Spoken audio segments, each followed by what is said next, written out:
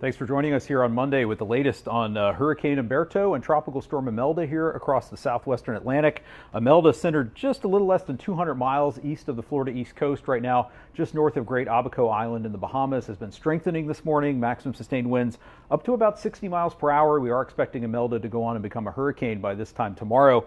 Right now, Imelda is moving toward the north at 9 miles per hour. We still have tropical storm warnings in effect for portions of the northwestern Bahamas, but expecting Imelda to turn to the north and northeast and accelerate towards Bermuda later this week. Right now, Umberto, a powerful Category 4 hurricane, moving off to the northwest and expected to turn northward and pass north of Bermuda during the next couple of days. So impacts right now across the Bahamas include tropical storm force winds. We've had some sustained and tropical storm force wind gusts this morning in portions of the northwestern Bahamas. Also expecting 4 to 8 inches of rainfall, which is likely to cause some flash and urban flooding in portions of the northwestern Bahamas today.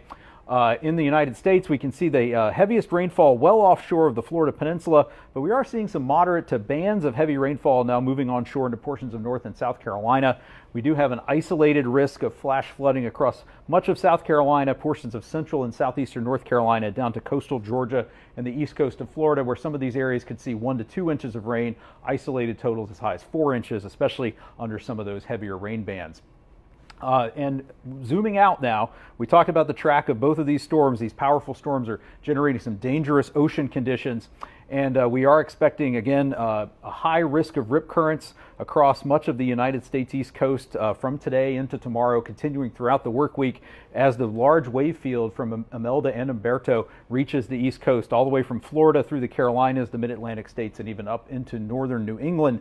So if you don't feel safe going in the water, please heed those warning signs, warning flags. Don't get in the water in areas where it does not appear safe or where there are no lifeguards. So to wrap up with the key messages for Imelda this morning, continuing to see tropical storm conditions in portions of the northwestern Bahamas today. Heavy rainfall as well there, some isolated flooding potential, flash flooding and urban flooding potential across portions of coastal North and South Carolina today.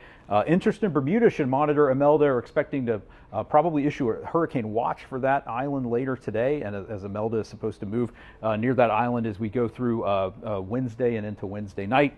And swells and high surf from both Imelda and Umberto are likely to generate dangerous ocean conditions across much of the U.S. East Coast through the rest of the week.